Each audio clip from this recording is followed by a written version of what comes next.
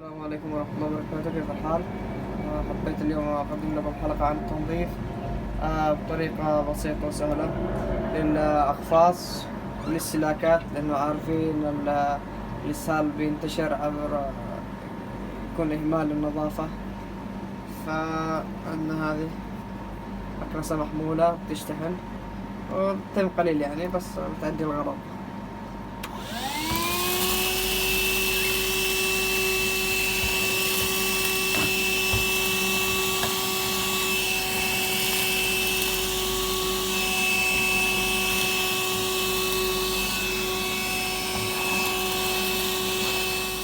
اخواني زي ما شفتوا خلصنا تنظيف، وخذيتها من امازون، سعرها مناسب 100 درهم تقريبا، فحلوة، انصحكم تاخذوها.